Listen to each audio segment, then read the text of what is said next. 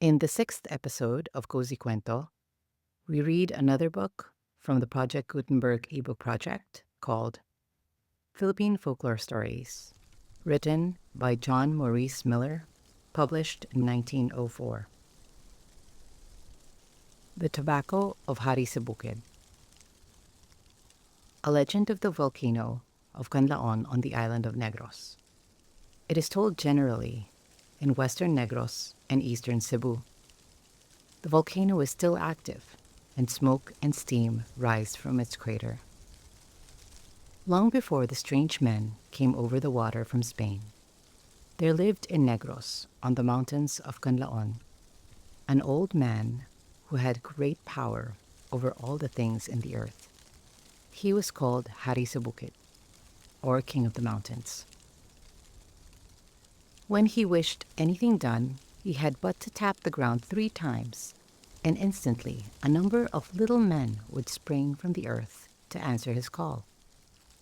They would obey his slightest wish, but as he was a kind old man and never told his dwarves to do anything wrong, the people who lived near were not afraid.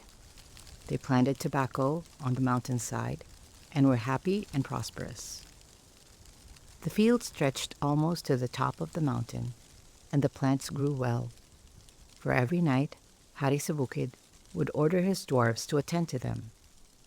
And though the tobacco was high up, it grew faster and better than that planted in the valley below.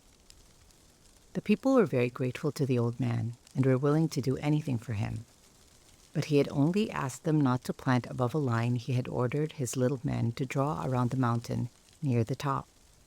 He wished that place for himself and his dwarves. All obeyed his wish, and no one planted over the line. It was a pretty sight to see the long rows of tobacco plants extending from the towns below far up to the line on the mountainside.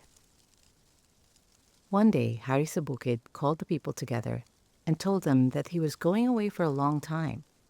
He asked them again not to plant over the line, and told them that if they disregarded his wish, he would carry all the tobacco away and permit no more to grow on the mountainside until he had smoked what he had taken. The people promised faithfully to obey him. Then he tapped on the ground, the earth opened, and he disappeared into the mountain. Many years passed, and Harisaboqued did not come back. All wondered why he did not return, and at last decided that he would never do so.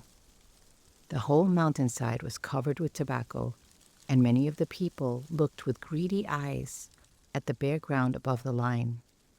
But as yet they were afraid to break their promise. At last, one man planted in the forbidden ground, and, as nothing happened, the others did the same, until soon the mountain was entirely covered with the waving plants. The people were very happy and soon forgot about Harisaboqued and their promise to him. But one day, while they were laughing and singing, the earth suddenly opened, and Harisaboqued sprang out before them. They were very much frightened and fled in terror down the mountainside. When they reached the foot and looked back, they saw a terrible sight. All the tobacco had disappeared, and instead of the thousands of plants that they had tended so carefully, nothing but the bare mountain could be seen. Then, suddenly, there was a fearful noise, and the whole mountain top flew high into the air, leaving an immense hole from which poured fire and smoke. The people fled and did not stop until they were far away. Harisaboqued kept his word. Many years have come and gone, but the mountain is bare, and the smoke still rolls out of the mountain top. Villages have sprung up along the sides, but no tobacco is grown on the mountain. The people remember the tales of the former great crops and turn longing eyes to the heights. The people remember the tales of the former great crops and turn longing eyes to the heights above them. But they will have to wait. Harisaboqued is still smoking his tobacco. The end.